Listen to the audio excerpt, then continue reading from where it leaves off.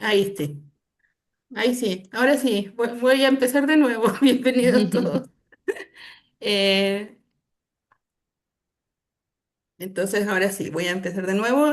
Bienvenidos a esta charla de Cotich, traducción para museos. Pues esta charla será dictada por Tania Rosas, nuestra socia, y que es directora de la Escuela de Traducción e Interpretación de la Universidad de las Américas en Chile. Con más de 10 años en gestión universitaria y 10 años en docencia, ha liderado programas de traducción, incluyendo los diplomados en traducción audiovisual y el nuevo diplomado de posedición de la Universidad de las Américas. Participa en los magísteres de accesibilidad cultural y traducción audiovisual de ISTRAT, traductora freelance especializada, dirige Traducciones, espacio académico dedicado a la traducción en contextos culturales. Su enfoque se centra en la accesibilidad y el vínculo entre traducción y espacios sociales. Ha sido ponente en congresos latinoamericanos, aportando perspectivas innovadoras sobre traducción y accesibilidad. Tania, bienvenida. Cuando quieras puedes empezar. Bueno, hola a todos, a todas, ¿cómo están? Espero que estén muy bien. Así que, bueno, primero que todo les agradezco obviamente al colegio por haberme invitado. Para mí es un honor obviamente estar aquí. Hay muchas personas que veo por ahí que ya hemos conocido, ¿cierto? En algún momento, también a través de las redes sociales, así que les agradezco por darse el tiempo. Para mí es muy importante, ¿cierto? Son las 6:30 de la tarde en Chile y lo más probable, ¿cierto? Que ya ustedes ya después de trabajar vienen a ver una charla, ¿cierto? Que me parece muy, muy interesante por ese aspecto, ¿cierto? Porque vamos a hablar hoy día de algo muy interesante que tiene que ver con la cultura, ¿ya? Entonces, hoy día mi misión un poco es presentar, ¿cierto? Un curso de traducción que se llama Traducción en Museos, que la verdad es que va a abrir, en poco tiempo va a abrir el 5 de mayo. Y esto es un poco una introducción de por qué llegas hasta acá. Vamos a hablar un poco también acerca de algunas herramientas especiales que estamos utilizando, algunos proyectos también, así que aquellas personas que les interese un poco más y quieran continuar, obviamente pueden mirar las redes sociales, ver si es que se pueden inscribir a este curso ya un poquito más largo, ¿cierto? Porque comienza el 5 de mayo, es hasta el 11 de junio. Pero, sin embargo, ¿cierto? Hoy día vamos a tocar algunos temas bastante interesantes también. Así que voy a compartir mi pantalla primero que todo para dar inicio, ¿cierto? A esta charla. Por supuesto, ustedes me pueden preguntar lo que ustedes quieran. Pueden preguntar a través del chat si ustedes lo desean, abrir micrófono. Yo no tengo ningún problema. Vamos, la idea es que sea esto lo más dinámico posible. Voy a compartir acá pantalla completa y ustedes si me pueden decir si se ve, Se ve. se alcanza a ver. Ya, Sí. súper. Muchas gracias. Voy a abrir también aquí el chat. Lo voy a tener a mano para ver si es que aparece alguna pregunta. Bueno, como les decía, ¿cierto?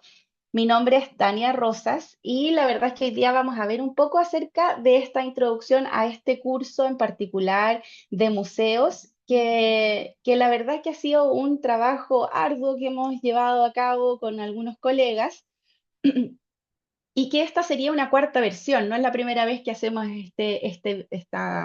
este curso. Sin embargo, quería comenzar, ¿cierto?, con algunas cosas bien interesantes, ¿cierto?, que es cuando nosotros partimos pensando en este curso, incluso mucho antes, mucho tiempo atrás. Esto surgió de manera bastante, ¿cómo decirlo?, como bastante fluida, ¿cierto? Porque resulta que nosotros por la universidad, la verdad, se nos hizo un encargo que tenía que ver con vinculación con el medio, ¿ya? Como ahí me presentaron, ¿cierto? Yo ahora soy la directora de escuela, ¿cierto? De una universidad de traducción e interpretación, pero en ese entonces, ¿cierto? Solamente me dedicaba a la docencia y había un encargo desde la universidad donde nos decían que podríamos de alguna forma trabajar con algunos estamentos, ¿cierto? Gubernamentales, ver. otra forma, ¿cierto?, de interactuar con la comunidad y tener, ¿cierto?, una especie de trabajo bidireccional. Que eso es bastante interesante, que de hecho todavía se hace, obviamente, porque la vinculación con el medio dentro de la universidad es muy relevante. Esto empezó básicamente por un encargo también a través de la universidad con el Museo de Historia Natural de Valparaíso. Y este museo nos solicitó en ese entonces, ellos iban a cumplir 140 años como museo, y lo que quisieron hacer fue, de alguna forma, entregar mucha información de todas las cosas que habían realizado en los últimos años. Querían invitar, hicieron una celebración, de hecho, a mitad de año, y de ahí ellos quisieron entregar algunos afiches interesantes donde, además de contar la historia del mismo edificio, porque el edificio es patrimonial, además de eso querían mostrar algunas cosas que ellos tenían, ¿cierto?, en sus depósitos legales. Sacaron fotos, hicieron muchas cosas. Además de los afiches, obviamente quisieron darle relevancia a esta exposición que se llevó a cabo, como les decía, como en octubre, en septiembre. Y había mucha gente invitada, entonces lo que nosotros dijimos, bueno, acá nosotros cómo podemos apoyarlo, es a través de, obviamente, el idioma, y nosotros podemos quizás hacernos cargo de algunas cosas que eh, quizás, además de hacer el afiche y hacer aquellas cosas que son un poco más obvias desde un museo, también quisimos comenzar con el tema del QR, cosa que en 2017 no era algo muy novedoso, o sea, era algo muy novedoso. Después con la pandemia se hizo un poco más conocido, pero el QR no era algo que se utilizaba. Entonces dijimos, bueno, vamos a poner algunos QR, cosa de ir contando una historia a través del museo con las palabras y ver si es que podemos hacer, grabar, ¿cierto?, estas historias en español y en inglés. Así surge, ¿cierto?, este primer contacto con el Museo de Historia Natural. Por eso les decía que, de alguna forma, ¿cierto?, este trabajo fue un poco fortuito, pero a mí me abrió, la verdad es que me abrió la mente porque era algo que para mí era desconocido, algo que me gustaba mucho, obviamente tiene que ver con los gustos también, que para mí tener una relación con el museo o con cualquier reserva nacional o algo patrimonial, encontraba yo que era muy entretenido, además de aprender, lógicamente, ahí hay un tema para uno, ¿cierto?, que cobra relevancia. ¿Y por qué? Con ese museo en particular, porque finalmente había algo que yo desconocía que existía en mi región, cosa que uno vive aquí, pero a medida que empecé a conocer un poquito más ese museo, me di cuenta lo poco que sabía de mi propia región y de aquellas cosas de la biodiversidad, ¿cierto?, que tenemos donde nosotros mismos vivimos. Hay un desconocimiento por ese lado, ¿cierto? Y me pareció que quizás de alguna forma yo estaba aportando con lo que yo ya estaba haciendo hace hartos años, que era traducción. Sin embargo, vi algo ahí, una oportunidad que me permitió conocer cada vez más cómo funcionaba el museo. Esto partió, como les digo, 2016, 2017. Y luego pasaron los años, o sea, no tantos años después, pero como el 2019, 2018 fue justo pre-pandemia, 2018, nosotros trabajamos, se hizo otro encargo, de alguna forma con vinculación con el medio, pero que ahora tenía que ser interdisciplinar. Y ahí se ponía un poco más complejo porque las carreras, generalmente nosotros sí, efectivamente trabajamos con otras carreras en el sentido de traducir algún texto, ¿cierto?, de otra área, de especialización, pero viceversa, era muy difícil pensar en que alguien más pudiese trabajar con traducción con un área que desconocida, ¿cierto? Y que nosotros pudiésemos entregarles quizás a ellos algo con valor y que ellos también nos entregaran algo con otra área estoy hablando de universidad, otro departamento. Y es así como un día nos sentamos así bastante, como les digo, en conversación con el arquitecto, que ahí está en la foto, de hecho, está en la foto conmigo. Me dice, ¿sabes qué? ¿Por qué no hacemos algo entre los dos? En realidad, como veamos formas de cómo la arquitectura y la traducción pueden tener algunos puntos en común. Y claro, y le dimos muchas vueltas, empezamos a pensar en cosas que Eran buenas ideas, la verdad, no eran malas ideas, pero no sé, eran muy difíciles de llevar a cabo. Y él me dice, pero si tú tienes un contacto con el Museo de Historia Natural, ¿por qué no hacemos algo con ellos? Y ahí empezó y surge esta pregunta, oye, pero no es mala idea que cada uno desde su especialidad pueda aportar en lo que realmente pueda aportar. Eh, y claro, arquitectura tiene mucho que decir en un museo. Y nosotros, por otro lado, dándonos cuenta que teníamos un lugar que quizás no estaba muy apreciado en ese momento, porque siempre falta alguien de la especialidad de uno, yo creo que en todos los lugares, pero sin embargo, en este momento, ¿cierto? Donde estábamos mirando la traducción en un museo en particular, yo veía que faltaba un traductor o un lingüista o básicamente alguien que trabajara con la comunicación, ¿cierto? Para ver aquellos textos que ellos tenían y cómo ellos los van utilizando durante sus exposiciones, por ejemplo. Entonces dijimos, ¿sabes qué? Hagamos algo innovador y de repente se nos ocurre esta idea en esa época, ¿cierto? Pensando en hacer algo un poco más dinámico, se nos ocurre esta idea de hacer un levantamiento digitalizado de algunas piezas que tenía el Museo de Historia Natural, eh, pero de alguna forma la traducción es la línea donde va a buscar información acerca de estas piezas y además va a ser una traducción obviamente hacia el inglés en este caso, y vamos a hacer también unos audios al inglés y además vamos a crear algunas fichas terminológicas. Entonces, con esto, ¿cierto? Nosotros armamos un proyecto.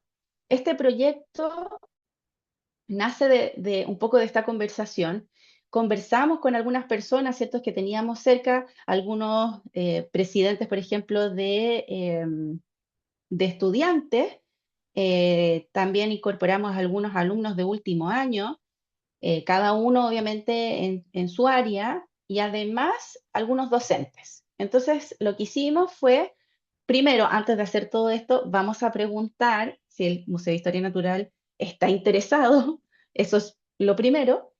Eh, y por otro lado, también escuchar qué es lo que nos tienen que decir que quizás nosotros no estamos viendo, que es esa comunicación que muchas veces falta al momento de plantear un proyecto, porque claramente ninguno de los dos trabajaba todos los días en un museo, entonces habían cosas que posiblemente eh, no se iban a poder llevar a cabo.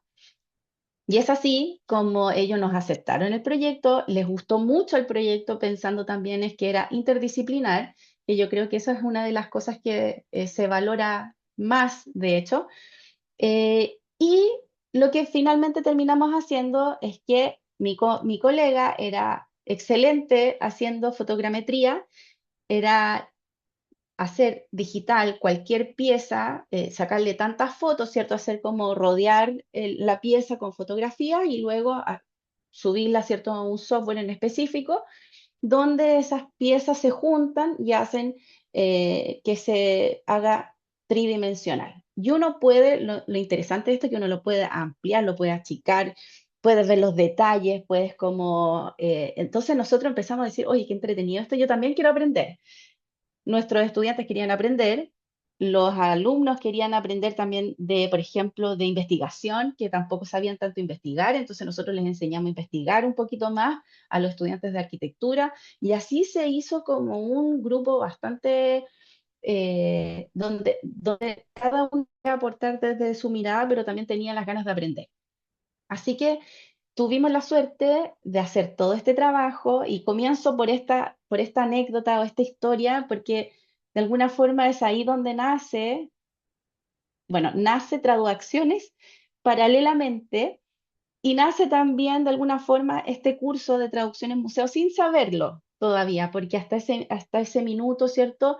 Vinieron hartos años más donde nosotros nos especializamos, donde tomamos cursos, donde bueno, vino pandemia y ahí tuvimos mucho tiempo para hacer cosas, donde tuvimos tiempo para averiguar, para conectarnos, armar cosas, qué sé yo, armar este curso, de hecho, en pandemia. Y bueno, y acá también quiero recalcar también que hay una especialización en esta área que quizás no todo el mundo conocía. Por lo menos a mí me costó mucho también encontrar información Hay colegas, de hecho, hay colegas españolas que se dedican mucho antes que yo a la investigación dentro de los museos. Entonces, desde ahí yo también aprendí mucho porque obviamente uno empieza a buscar otros compañeros quienes han hecho algo similar o si se ha estudiado este fenómeno que quizás se juntan, ¿cierto?, dos disciplinas o también saber qué pasa con la traducción en los museos en particular. Y me pareció muy positivo este primer acercamiento con el museo. Después de eso, lo que sí, esta historia tiene un final no tan feliz, porque nosotros terminamos, hicimos, bueno, ahí se ve de alguna forma, ¿cierto? La página que construimos, subimos. De hecho, estas mismas piezas que ustedes ven en pantalla se podían agrandar, achicar. Nosotros nos conseguimos unas pantallas también táctiles para hacer el corte de cinta, donde la gente podía ir y tocar de alguna forma, ¿cierto?, estas piezas, porque lo interesante de estas piezas es que se mantenían en un depósito legal del museo. Eso significa que estas piezas no veían la luz del día porque si la gente no las podía tocar, ¿cierto? Porque tenían daño, ¿cierto? Y eran muy frágiles, entonces de hecho nosotros no las podíamos tocar, ahí las estamos tocando, pero con guantes teníamos una restricción, habían algunas de las piezas que nosotros no podíamos tocar solamente con la ayuda, ¿cierto?, de una persona especialista, ¿cierto?, en el área. Y así fuimos conociendo cosas que nosotros jamás pensamos que íbamos a conocer.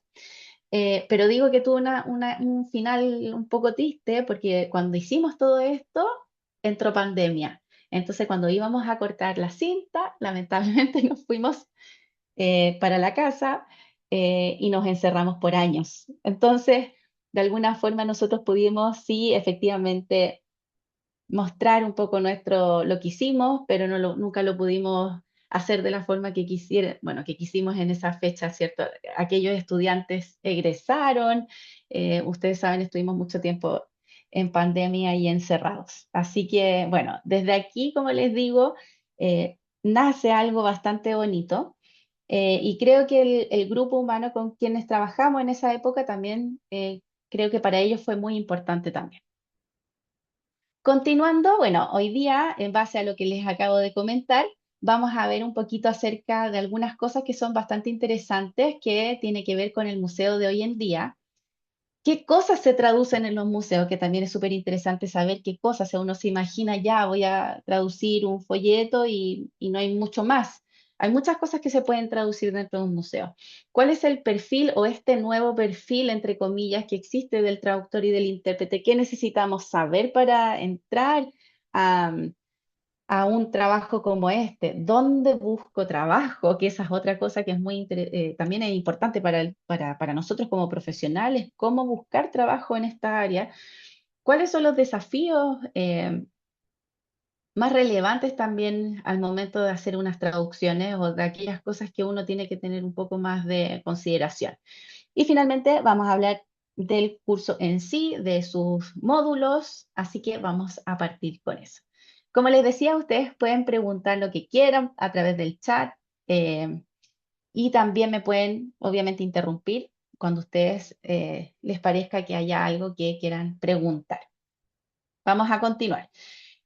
Para comenzar, primero que todo, ¿cierto? El Consejo Nacional de Museos, ¿cierto? El ICOM, perdón, internacional, ahí le puse nacional. El Consejo Internacional de Museos del 2022, generalmente, bueno, hay una definición de museos que se va cambiando después de años, ¿ya? Eso es importante tenerlo también ahí en mente porque los museos se rigen a través de una especie de, ¿cierto?, de definición que se hace a través del ICOM, eh, y esto es un eje internacional, ya que finalmente todos deben estar a la altura de alguna forma. Obviamente esto a veces no ocurre, a veces sí ocurre, donde el museo tiene eh, un, un objetivo claro ¿ya? Y esta definición va cambiando, pero no cambia todos los años, va cambiando cada cierto tiempo porque claramente para llegar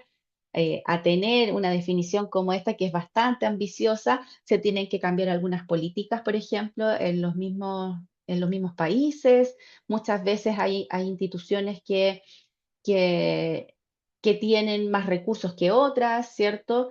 Y lo más probable donde ustedes vivan van a saber, ¿cierto? Que hay algunos museos que los maneja, ¿cierto? Una entidad quizás gubernamental, en otros casos familias también. Entonces, la verdad es que el museo es bastante distinto, tiene de todo en todas sus formas, ¿ya? Pero esta es como la definición mundial, ¿cierto? Del museo, que es que el museo es una institución sin ánimo de lucro, que es permanente y que está al servicio de la sociedad, que investiga, que colecciona, que conserva, interpreta y exhibe el patrimonio material e inmaterial. Esta es una parte, obviamente, no voy a indagar un poco más en esto porque, como les decía, es una representación de los museos es bastante dinámica en el sentido de que los museos también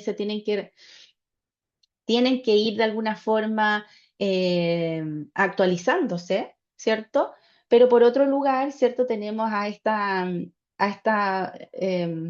quizás, estos gobiernos que quizás no le dan em, tantos recursos o tanta importancia, ¿cierto? Al momento de entregar, ¿cierto? Quizás algunas leyes que sean directamente relacionadas con los museos. Entonces, tenemos obviamente esta definición que lo engloba. Sin embargo, para que esté al servicio de la sociedad y que permanentemente se investigue en un museo y que se deba conservar, obviamente para eso necesitamos muchos recursos, ¿ya? Yo tengo muchas historias también con los museos, buenas, malas, más o menos, así que la verdad es que con el tiempo uno se va dando cuenta que esta definición, la verdad es que se hace a veces muy lejana para algunos museos.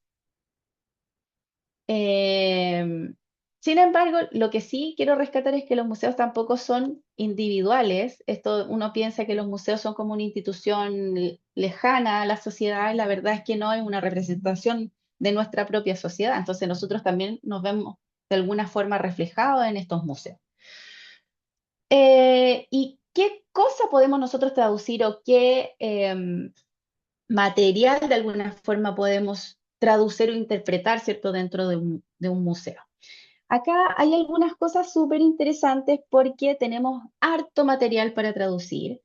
Em, yo les comentaba recién que los museos son dinámicos sobre todo en exhibiciones. Ya muchas veces tienen una exhibición, los museos tienen exhibiciones que son permanentes, pero muchas de ellas se actualizan y van cambiando. Y muchas veces también tienen salones que son específicamente para exhibiciones que son de corto plazo, ¿ya? Entonces, si uno se fija, es dinámico porque generalmente va a tener algún espacio donde va a ir cambiando la información que se va a entregar, ¿ya? Y eso de alguna forma también uno piensa como traductor, qué bueno, porque es un material que va a ir modificándose y lo más probable también va a requerir, ¿cierto?, de que sea traducido. E incluso acá yo me quiero también, no quiero solamente dejar o quiero centrarme solamente en los traductores y los intérpretes, sino que aquellas personas que trabajan con la lengua, ya aquellas personas que son docentes de inglés, aquellas personas que son docentes de español, perfectamente también pueden aportar. Yo más o menos hablo de la traducción en museo porque básicamente es mi profesión, pero creo que de alguna forma incluso podemos incorporar otras lenguas que no son las lenguas de trabajo que quizás nosotros tengamos y que puede ser que hay otra persona en otro lugar que pueda aportar más que yo, traduciendo si puede ser ese mismo documento en otro idioma. Y eso es muy bonito porque obviamente uno puede saber dónde uno puede aportar con su grano de arena, ¿ya? Para comenzar tenemos estas salas de exhibición que podemos ver cartelas, ¿cierto? Aquí generalmente tenemos los títulos de las exhibiciones, los autores y una ficha pequeña técnica de qué es ese cuadro o en qué está hecho, si es de óleo, por ejemplo. Ya ustedes lo van a ver en una esquina de de algún cuadro, por ejemplo. Luego tenemos estos textos de sala y paneles que son gigantes, ¿cierto? Que están generalmente pegados, ¿cierto? En los mismos muros, murallas, ¿cierto? Que muchas veces son gigantes y otras veces, ¿cierto? Son pequeños. Ahí, de hecho, hay otro tema que lo vamos a indagar un poquito más en el curso, pero tiene que ver con que existe también hay que fijarse en las letras, en los tamaños, necesitamos saber también qué tan lejano tiene que estar un objeto que esté obviamente traducido o no traducido, puede ser un texto solamente, qué tan arriba esté puesto dentro del salón, porque si yo soy un adulto mayor, quizás no alcanzo a mirar hacia tan arriba, un niño tampoco va a alcanzar, ¿cierto?, a leerlo. Entonces hay que tener consideración, ¿cierto?, con ciertos rasgos del momento. eh, Hay que considerar finalmente el texto, dónde va a estar puesto, ¿cierto? Bueno, hay guías de recorrido, instrucciones de uso de salones, qué sé yo, o de prohibiciones. A veces hay carteles que también uno tiene que tomar decisiones, ¿cierto? Que si hay un área donde no se puede correr, por ejemplo, o donde no se puede tocar, que eso también ocurre, ya todas esas cosas también están dentro de esta sala de exhibiciones.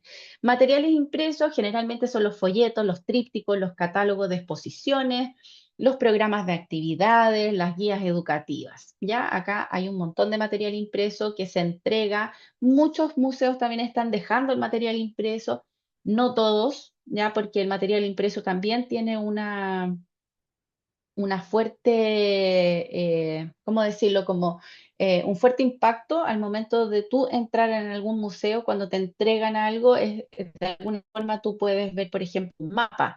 Y un mapa, no necesariamente todo el mundo tiene celular, y un mapa muchas veces a ti te gusta, de repente a mí me gusta colorearlo, ver dónde voy a ir, marcar a qué salones prefiero ir primero, todas esas cosas. Luego tenemos los materiales digitales, que son las audioguías, ya que de alguna forma esto es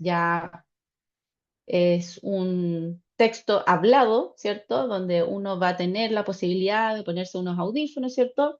Recorrer el lugar y escuchar, ¿cierto? Esta audioguía.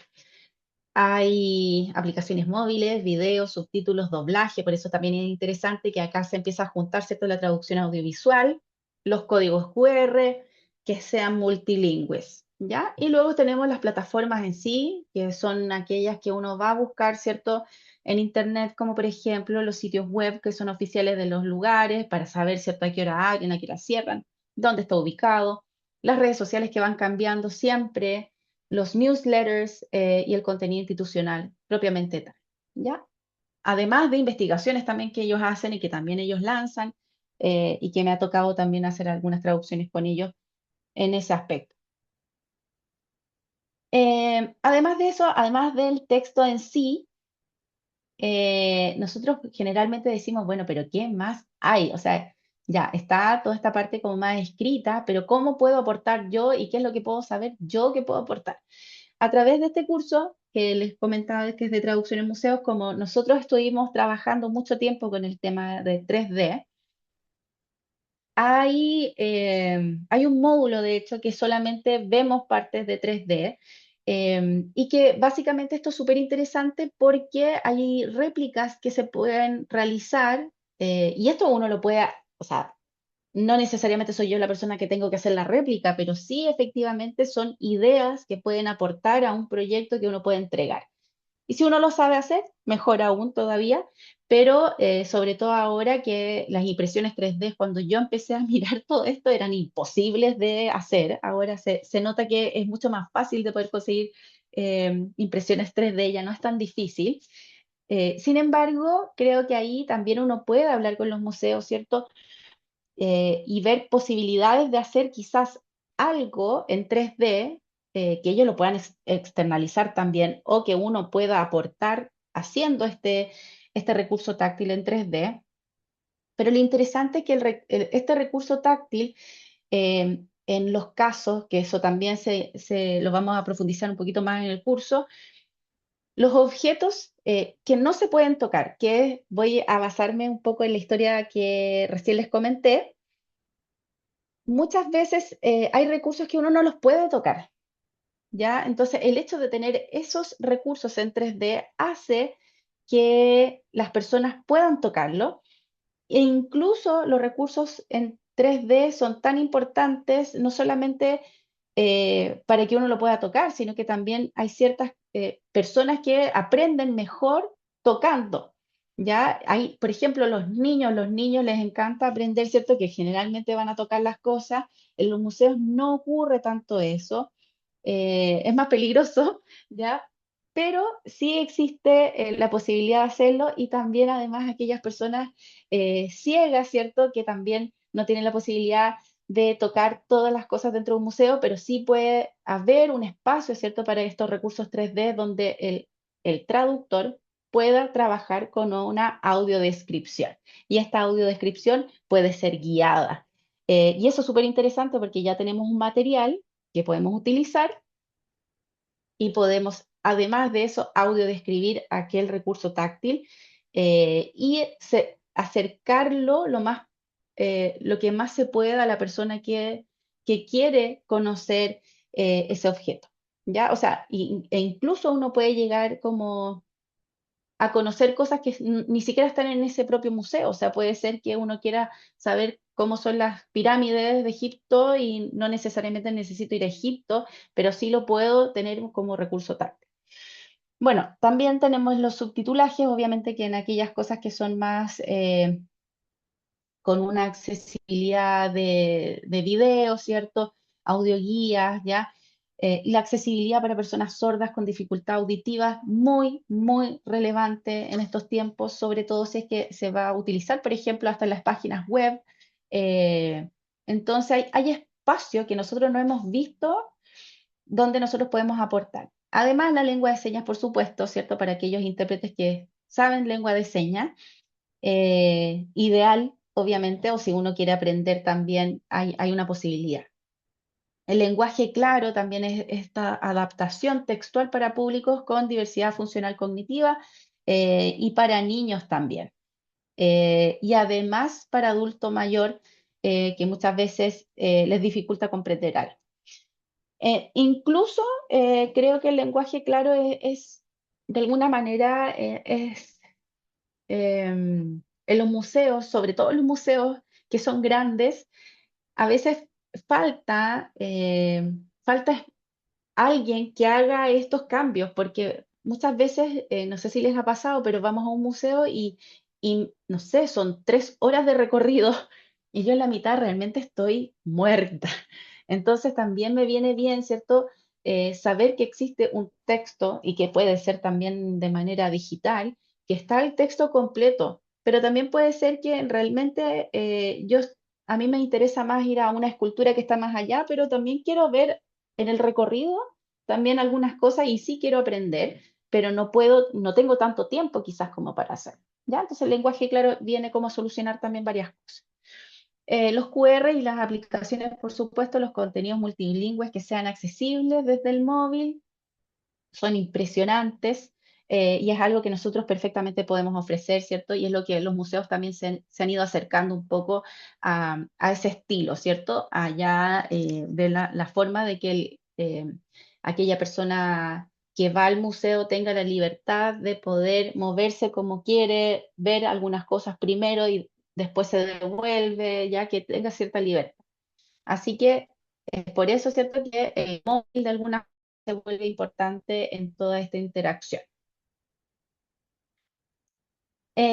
Vamos bien hasta ahí, ¿cierto? ¿Se escucha bien? ¿Todo bien? Sí, ahí. Pónganme los deditos o Todo alguien me bien, está. todo bien. Muchas gracias, muchas gracias. Bueno, y como les decía anteriormente, el perfil del traductor o el intérprete, ¿cierto? Que viene un poco como a tener un espacio nuevo, quizás en el museo. Yo hablo del museo, pero sí puede ser cualquier otro lugar también que donde se muestren algunas cosas o que necesite tener recorridos, por ejemplo, o que se muestren algunas interacciones con el público. Hablo del museo solamente porque estamos viendo, ¿cierto? Un espacio en particular. Pero efectivamente en este espacio, ¿cierto? Se necesita un traductor de contenidos, ¿ya? Y el traductor de contenidos, ustedes se van a fijar también que este traductor va a necesitar saber y conocer mucho de historia, va a necesitar conocer dependiendo del museo también, porque el museo puede ser marino, puede ser biológico, puede ser de escultura, puede ser en realidad hay de todo. ¿Ya? Y para eso obviamente necesitamos ser especialistas en esa área, que quizás al comienzo uno piense que es tan fácil, pero la verdad es que no es tan fácil pensando en que uno tiene que hacer un trabajo de investigación antes de comenzar a traducir. ¿Ya? Existe el audiodescriptor, también el subtitulador, como les decía anteriormente, este adaptador lingüístico textual, el intérprete de señas de lengua y el asesor en accesibilidad. Entonces viene como a complementar este perfil, este nuevo perfil, todas aquellas cosas que yo les mencioné anteriormente. eh, y no necesariamente, que es lo que nos ocurre o nos suele ocurrir como traductores, como intérpretes, no todo el mundo sabe que existimos para hacer todas estas cosas, ¿ya? Entonces, eso es algo súper importante porque cuando uno va a un museo o cuando uno generalmente va a alguna empresa o va a alguna agencia, no necesariamente entiende todo lo que hace un traductor y un intérprete, ¿ya? Generalmente nos encasillan en una labor en particular, ¿ya? Y eso también tiene que ver cómo nosotros nos presentamos ante también a nuestro cliente o de alguna manera como nosotros, si es que vamos a hacer un proyecto, cómo nosotros presentamos el trabajo que nosotros hacemos, ¿ya? No dar por sentado que la gente sabe, no todo el mundo conoce, ¿cierto? Que uno puede aportar desde el área lingüística, entonces también ahí se abre de alguna forma un mundo para el traductor y para el intérprete. También quiero hablar acerca de los desafíos de la traducción, que generalmente, que es lo que nosotros tendemos a mirar o aquellas cosas que son más difíciles de poder solucionar. Primero, existe efectivamente pérdida de significado cultural en muchas traducciones, ¿ya? Las expresiones, los nombres, las referencias locales no siempre tienen equivalentes directos en otro idioma. Hace un tiempo estuve en un congreso que me invitaron el año pasado, al final del año pasado, en Argentina, y ahí comentaba, ¿cierto?, que en Chile se habla, bueno, y que esto es algo muy cierto, que esto aparece como en algunos de los museos como trutruca, ya los chilenos lo más probable lo conocen perfectamente lo que es una trutruca, es un instrumento, ¿cierto?, que... eh, que se toca, ¿cierto?, por las personas que son del pueblo mapuche, pero es ceremonial, ¿ya? No es solamente el instrumento. Muchas veces uno piensa que el instrumento es solamente, ya, yo les podría decir que es largo, uno lo toca es como de viento, y uno se puede imaginar lo que es. Sin embargo, si yo pongo que es una trutruca en español, o lo dejo así, ¿cierto? No lo adapto, para la persona que lo va a leer no va a entender el significado que tiene, ¿cierto?, este instrumento en una ceremonia, en un ritual, ¿ya? Que quizás ahí vamos a perder, aunque yo haga una traducción directa y que puedo llegar quizás al instrumento, el significado de la palabra es una parte, ¿ya? Pero la parte cultural quizás es la que estamos perdiendo. Entonces, estas referencias locales, lógicamente, uno tiene que tener mucho cuidado al momento de traducirlas a otro idioma. E incluso ni siquiera estoy hablando de la traducción, porque puede ser que nosotros en español dejemos la palabra trutruca y uno piensa que en los museos, ¿cierto?, va a venir personas, en nuestro caso, ¿cierto?, chilenos, y no necesariamente es así el caso, y que puede ser la gran mayoría son extranjeros y no necesariamente tienen idea de qué se trata. Entonces uno da por sentado, ¿cierto?, que este instrumento todo el mundo lo conoce y no es así, ¿ya? Luego tenemos la terminología técnica incorrecta, hay algunos estilos artísticos, técnicas arqueológicas, términos museológicos, ¿cierto?, que requieren formación especializada, que es lo que comentaba anteriormente. También tenemos textos que están desactualizados. Estos textos están relacionados con, como son de museos, muchas veces los museos dejan algunos textos ahí y no se actualizan para nada. Entonces uno también tiene que hacer esa investigación de ver si realmente lo que tenemos en las web, por ejemplo, o si es que tenemos hay alguna precisión que ya tenemos que cambiar, que tenemos que modificar, tenemos que hacer ahí un cambio, ¿ya?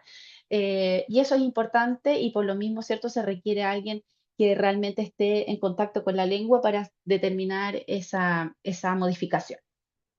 También tenemos la falta de adaptación cultural, que una traducción sin localización, ¿cierto? Puede no tener sentido para el visitante extranjero, que es lo que recién les comentaba. Y a veces hay un solo idioma disponible o dos, que en la gran mayoría de los casos son español, en nuestro caso, español-inglés.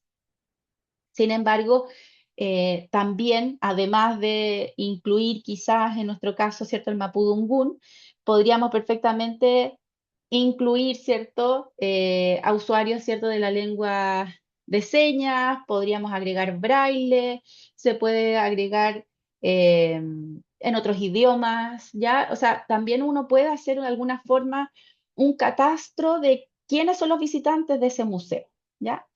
Eh, y además, bueno, y acá también me voy a meter un poquito en el curso, pero uno tiene que pensar que el visitante sobre todo de los museos, es muy grande. Uno tiene a todo el público que uno pueda pensar, llega a un museo. Cosa que es distinto a que uno esté, si a mí me entregan un texto para traducir, generalmente el usuario puede ser especializado o no, o va a ser general. Entonces yo tengo una forma, ¿cierto?, de ordenar la forma de cómo voy a traducir. Sin embargo, acá llegan todos. Llegan los niños, llegan los adultos, llegan los sordos, llegan. Entonces, tenemos acá finalmente es tan rico en ese aspecto, ¿cierto? La, llega toda la gente y de alguna manera ese mensaje que quiero transmitir a través de mi traducción o de quizás de algún cartel que voy a dejar en español, tiene que llegar a la persona que lo va a leer. Y ese puede ser cualquier persona. Es difícil tomar decisiones, hay que preguntar, obviamente tenemos que trabajar con los especialistas del museo para saber cuál es el objetivo también de la comunicación del texto que ellos quieren agregar en estos museos. Luego tenemos el estilo que a veces termina siendo demasiado académico, por lo mismo, ¿cierto? Nosotros tenemos que saber que el lenguaje técnico aleja al visitante general, eh, y hay algunas cosas que sí perfectamente podemos dejar en un estilo académico más complejo, pero no necesariamente son todas las cosas, ¿ya? Porque la traducción también debe ser accesible. Y ahora, ¿cierto? Vamos a conversar un poquito acerca de las unidades del curso, que es traducción en museos, que comienza el 5 de mayo, de hecho. Todo lo que tenga que ver con los precios y todo eso, obviamente yo se los voy a dejar y voy a dejar mis redes sociales también para que ustedes lo puedan revisar sin ningún compromiso. Si la idea acá es poder, para nosotros es importante mostrar todo el trabajo que se ha hecho y que es finalmente para nosotros es importante que se sepa que hay un área que se puede seguir investigando, ¿ya? Entonces tenemos en la primera unidad, nosotros hacemos una reseña histórica de los museos, donde hablamos acerca de esta evolución histórica, los conceptos claves, ya el museo como institución social inclusiva, hablamos de algunas normativas internacionales y algunas leyes locales, ya más latinoamericanas también. Luego tenemos los espacios de exhibiciones y visitantes, donde se habla exactamente de los tipos de exhibiciones que existen dentro de los museos y cómo se organiza espacialmente, dónde generalmente van, ¿cierto? Ahí en esta unidad se ven muchos, ¿cierto? Otros museos, algunas referencias culturales, algunas referencias históricas, también se van a ver algunas, por ahí aparece también en el análisis de la relación imagen-texto. Para eso necesitamos conocer qué es lo que hay, ¿cierto? De forma internacional, qué es lo que existe, qué edificios importantes hay, qué obras interesantes, nuevas se han hecho, Y eso es súper interesante pensando en que mientras más uno conozca, porque los museos, claro, solamente representan un espacio, pero ellos también son una cadena que finalmente se une a la historia internacional, ¿ya? Entonces, por eso les digo que es bien, me gusta, ¿cierto? En el caso, ¿cierto? De aquí, cuando se empiezan a ver algunas obras específicas, se hace cada vez más interesante. Y luego, ¿cierto? Hablando de la gestión de colecciones patrimoniales, cómo se hace, ¿cierto? Cómo se gestiona, cómo se cuida, ¿ya? Sobre todo el patrimonio en algunas obras. Luego pasamos a la traducción en museos, propiamente tal, ¿cierto? Que acá hablamos acerca de la traducción museística, hablamos de la transcreación, y vamos a ver un poco de herramientas de accesibilidad, como una introducción, ¿cierto? A la audiodescripción, al lenguaje claro, y vamos a hacer algunos ejercicios prácticos, ¿cierto? En inglés, en español. Nos ha tocado anteriormente personas que tienen otro idioma, y también tratamos como de acomodarnos también un poco en esos ejercicios prácticos, ¿ya? Y luego al final, en la última unidad, vemos una innovación tecnológica que tiene que ver con un proyecto final donde digitalizamos perfectamente una obra, eh, que ahí no quiero dar el spoiler, pero, pero básicamente lo que tiene que ver acá es que ustedes mismos puedan trabajar con algo que les resuene a ustedes. Ya nosotros no queremos imponer que tenemos que hacer, por ejemplo, una fotogrametría de este objeto que usted tenga en su casa y de esto y lo otro, sino que la idea es que no solamente tiene que ver con el objeto en sí, que yo puedo hacer una fotogrametría, sino que lo importante acá, y lo recalcamos todas las clases casi, es que tiene que ver con este relato de cómo ustedes van a hacer, ¿cierto? Una pequeña exposición donde que tenga sentido para ustedes. No es que tenga sentido para nosotros, sino que puede tener sentido para ustedes, pero que el relato que va a ser finalmente, además de la imagen, el texto es aquel que va a tener preponderancia, cómo ustedes lo van a mostrar, qué cosas van o qué recursos vamos a poder utilizar al momento de mostrar estas imágenes, ¿ya? Eh, entonces tenemos esta exposición virtual, ¿ya? Y el proyecto final tiene que ver con eso. Nosotros obviamente no los dejamos solos haciendo esto de ninguna manera. Les entregamos todas las herramientas, ¿cierto? Para que lo puedan hacer y de alguna forma que se haga entretenido este curso, que sea dinámico, que sea práctico, que ustedes salgan con algo hecho, ¿ya? Y concreto. Cosa de que ustedes después, cuando quieran, en un futuro, puedan hacer algún proyecto y cómo lo van a presentar es a través de este proyecto en particular que ustedes, con el cual ustedes pueden salir. Después pueden cambiarlo, lo que ustedes quieran. Pero es partir por algo y saber que existen otras cosas. Y lo interesante de todo esto es que podamos cruzar disciplinas que no necesariamente tienen que ver 100% con la traducción, sino que también hay un espacio, ¿cierto?, para aprender quizás la parte digital. ¿Necesitan saber todo esto? No, no, porque partimos desde cero. Así que eso es importante también porque pueden decir, pucha, qué vergüenza, pero es que yo no sé hacer eso, no sé ni siquiera lo que significa Sketchfab. No se preocupen, nadie sabe. Así que cuando ustedes partan, vamos a partir de lo más básico, ¿cierto? Y aquellas personas que sepan un poco más, espectacular, porque también ahí podemos de alguna forma, ¿cierto?, apoyar a los demás. Em, Tiene un certificado de participación por ser, y de aprobación en el sentido de que aquellas personas aprueban, obviamente, son aquellas que van a entregar el proyecto, que eso es lo que esperamos, porque lo que queremos es que ustedes queden con algo en particular. ¿Ya?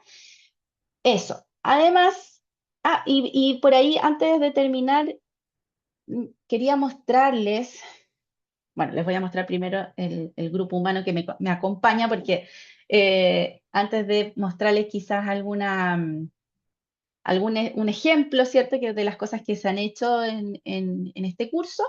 Les quiero presentar también a Eduardo Hernández, que es arquitecto, ¿cierto? Que es docente de la Universidad Técnico Federico Santa María, tiene un magíster en rehabilitación, bueno, está estudiando un magíster en rehabilitación arquitectónica sostenible, también de la misma casa de estudios. Manuel Díaz es arquitecto también, magíster en docencia universitaria, quien también cuenta con un diplomado de medios digitales de la Universidad de Chile. Bueno, acá Manuel, obviamente, como yo les comentaba anteriormente, era mi compañero, ¿cierto? Con quien empezamos desde lo más básico, ¿cierto? Eh, y él ve la última parte, ¿cierto? De estas unidades que tiene que ver con fotogrametría. Y Anvila también, que se junta con Eduardo para ver el módulo 2 y ahí van viendo, ¿cierto? El tema también de la comunicación, de cómo la importancia de la comunicación al momento de presentar, ¿cierto? Y que también es arquitecto, ¿cierto? De la Universidad de Valparaíso, de otra institución, ¿cierto? Y es comunicador y además ahí trabaja en la parte audiovisual eh, y es director creativo de algunos proyectos también. Así que ahí obviamente cuando comencemos nos vamos a presentar con algunos datos más contundentes quizás para que ustedes nos conozcan un poquito más, pero la idea, por lo menos en este curso, lo que se ha dado y espero que se vuelva a dar es que ha sido con el grupo, nos digamos como estamos en un espacio muy seguro, ¿ya? Eso es lo que quiero transmitir. El que no sabe, no importa. Eso es lo importante de este curso. Nosotros venimos todos a aprender y venimos un poco como a entregar todo lo que hemos aprendido hasta el momento. Pero la idea es que cada uno pueda preguntar cuando quiera, podemos revisar las cosas que ustedes quieran. Aquí lo importante es aprender. Entonces, y un poco a mostrarles, como les decía antes, todo lo que ha surgido en todos estos años y que hemos podido ir avanzando con hartas cosas. Antes de terminar con esto, quiero dejar de presentar para mostrarles una cosita más que tiene que ver con estas obras que yo quería compartirles, que espero que se pueda escuchar. Pero son algunas cosas que creo bien entretenida. Bueno, lo importante de todo esto no es que esté como perfecto, sino que, como yo les decía, lo importante de presentar una obra o de lo que ustedes quieran presentar, que no necesariamente tiene que ser así, uno se va descubriendo con algunas cosas que uno le llaman la atención, ¿ya? Bueno, acá les voy a mostrar un poco, este es un sitio, ¿cierto?, que creó uno de nuestros estudiantes. Bueno, acá hay muchas más cosas, obviamente, pero aquí hay una parte donde él fue, ¿cierto?, a una exposición en Matucana 100 hace mucho tiempo y le llamó mucho la atención porque era una exposición que estaba influenciada por aquellas cosas que no eran tan bien vistas. Los museos suelen ser muy ordenados, las exposiciones suelen estar en lugares muy particulares y hay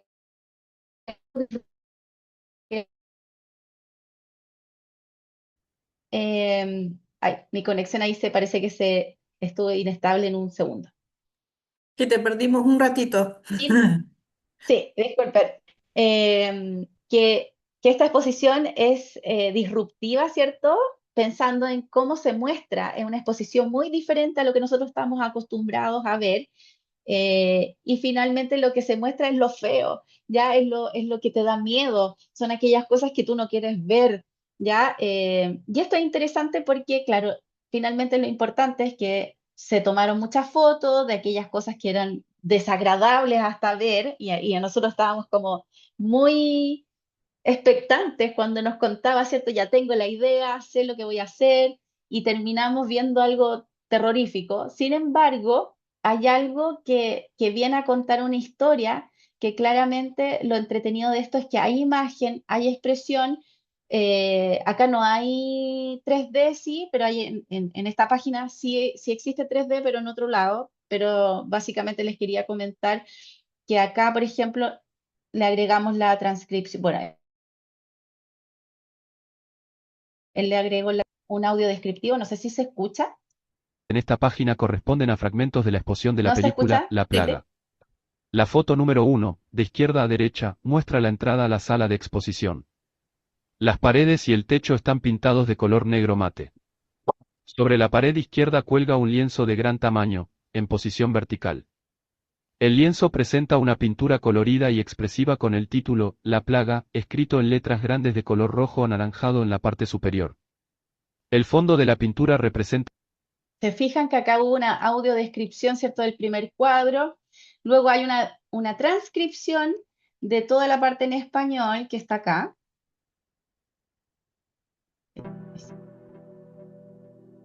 En palabras de los directores, La plaga es un largometraje en el que la fantasía de la protagonista incide no solo en la historia, sino que es capaz de transformar el género de la película. Es también una forma de revisitar y reimaginar la historia del cine fantástico. Bueno, y también acá está en inglés, ¿cierto? Que también tiene la parte en inglés en audio. In the words of the directors, La Plaga is a feature film in which the protagonist's fantasy influences not. Bueno, como les decía, acá agregamos mapas, ¿cierto? Se puede volver y acá hay un cuento carcelario, se habla acerca de otros lugares, ¿cierto? Que son, todo finalmente está relacionado en este caso, ¿cierto? Con la oscuridad, con aquellas cosas que dan susto, qué sé yo. Y por otra parte, también hay otro que les quería mostrar, que está más relacionada con la parte más humana, en este caso. Y acá, básicamente, lo importante es que para la persona que nos estaba haciendo esta, esta página, la relevancia ahora iba como para conocer un poco acerca de una amiga que había fallecido.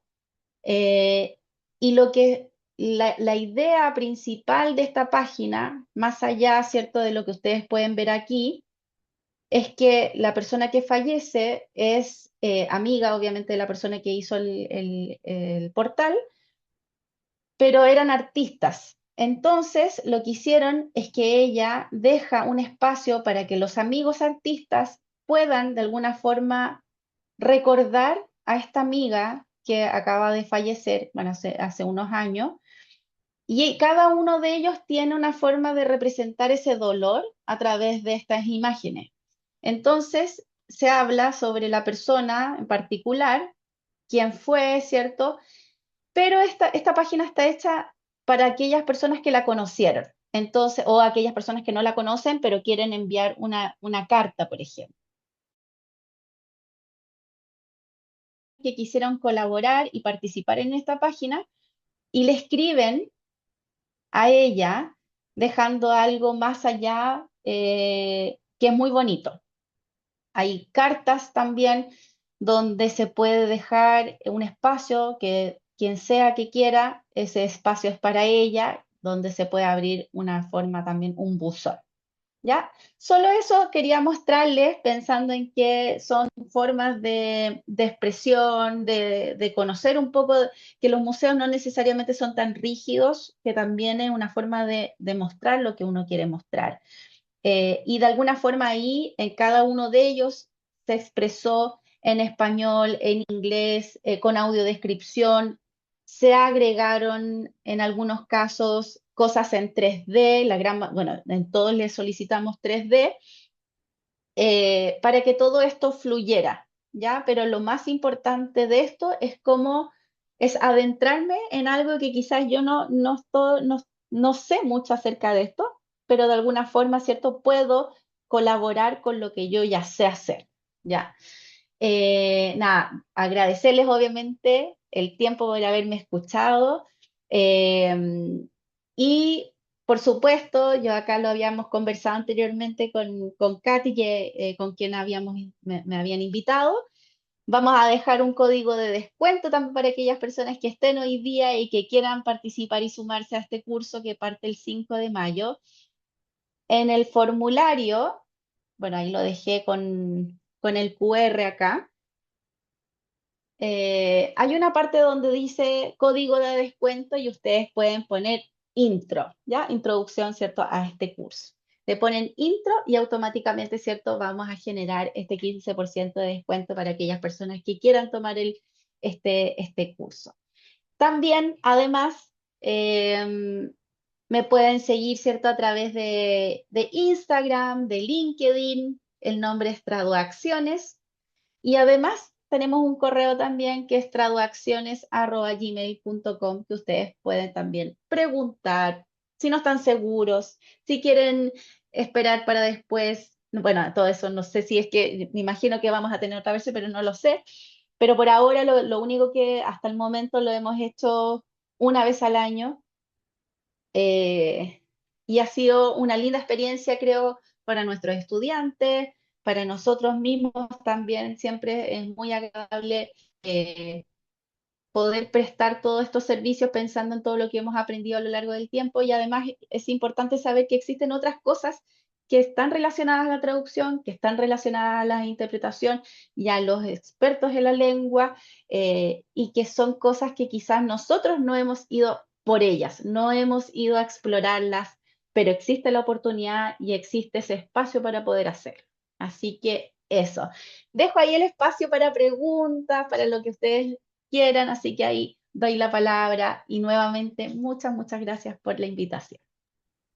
Muchas gracias, Tania. Muy interesante tu charla y bueno, esperamos que que hagan sus consultas. Veo que hay algunos bastante interesados. Están preguntando hasta qué fecha tienen para confirmar la participación en el curso. Mira, la verdad es que la participación lo vamos a dejar abierto hasta el día anterior casi. O sea, no, yo no tengo problemas con que se sumen más personas, nosotros felices de que se sume más gente. Se entiende que a veces hay que mirar el bolsillo, esperar un tiempo como para poner ahí, sumar, restar. Y lo otro también que es súper importante, que me lo han preguntado antes, que nosotros también, en realidad, como somos profes, entendemos también la situación actual de todo el mundo, que tampoco ha sido fácil. Es un curso que de hecho sale $125, quedarían $106. Ese es como el rango. Precios chilenos lo mismo, 125.000, 106.000 quedaría con un descuento de 15%. Es del 5 de mayo hasta el 11 de junio, los días martes, los días jueves, de 6 a 8:30. Ese es el horario, es sincrónico. Sin embargo, tienen también, por ejemplo, si ustedes no pueden estar en alguna clase, ¿cierto?, de forma sincrónica porque tuvieron algún tema en particular, nos avisan. Nosotros subimos generalmente todas nuestras clases grabadas y las dejamos grabadas por 15 días, ¿ya? En las primeras, por lo menos en los 3 primeros módulos, por ahí vi alguna otra pregunta, me parece, de dedicación que Antonieta estaba preguntando. Todo eso, ¿cierto? Generalmente, por lo menos en los primeros módulos, nosotros generalmente todas las actividades las hacemos dentro de la misma clase, ¿ya?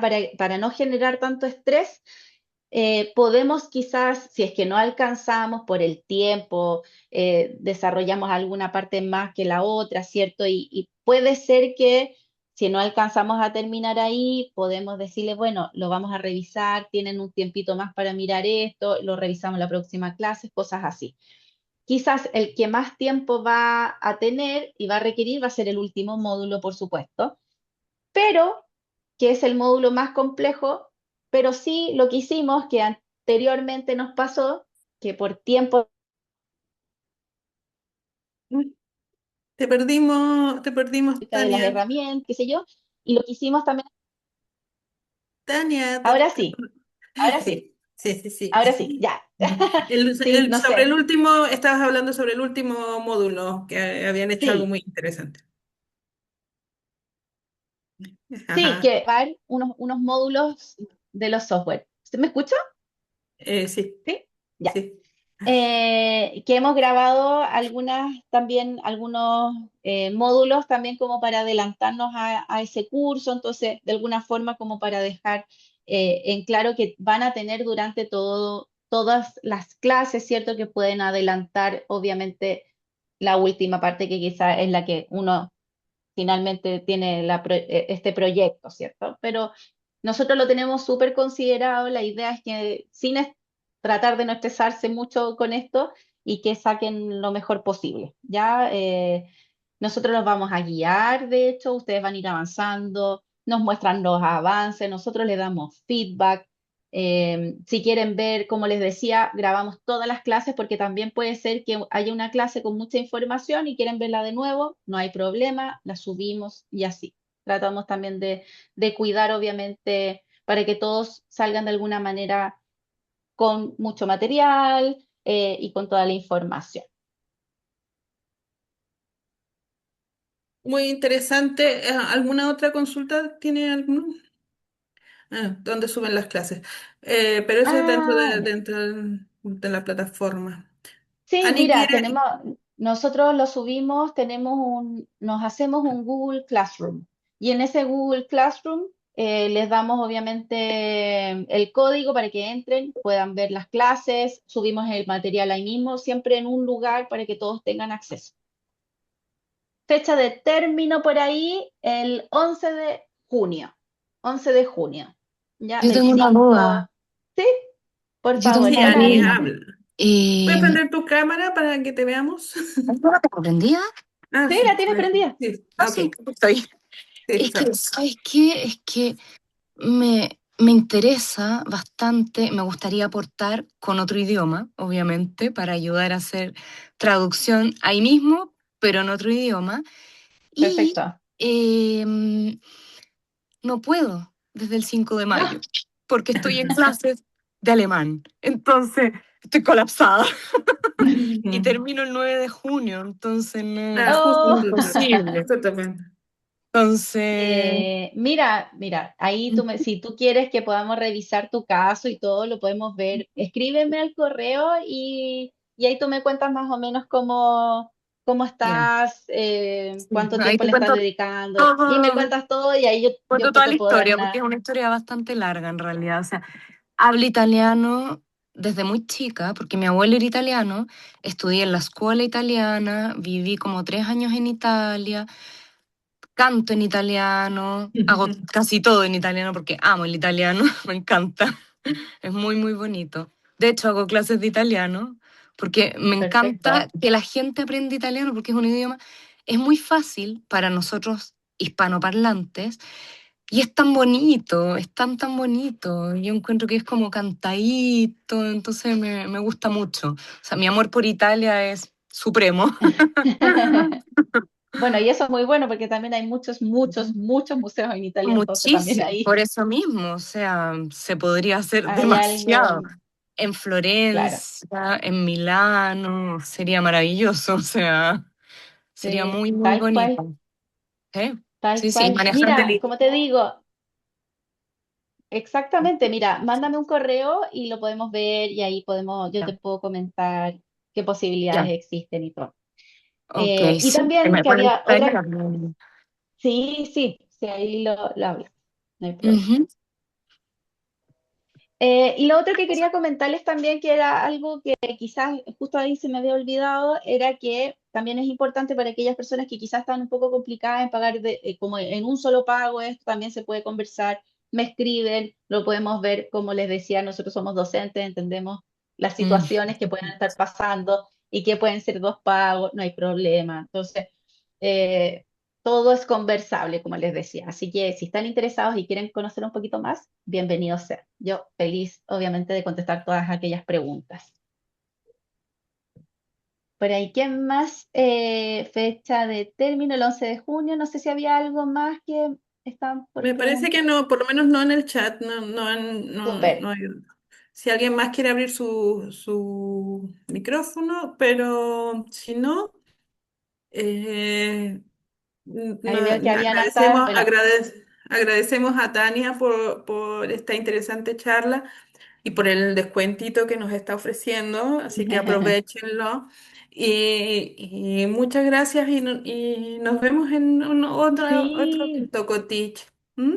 exacto. Muchas gracias por la invitación y gracias a ustedes por estar y por haberse quedado toda la presentación. Les agradezco. Cualquier cosa que ustedes necesiten, quieran saber, me escriben. Yo feliz de contestar todas sus preguntas. ¿Ya? Así que muchas gracias y que tengan una linda tarde. ¿Ya? Cuídense Hasta mucho. luego. Muchísimas gracias, Chao. que tengan una feliz tarde. Chao, gracias.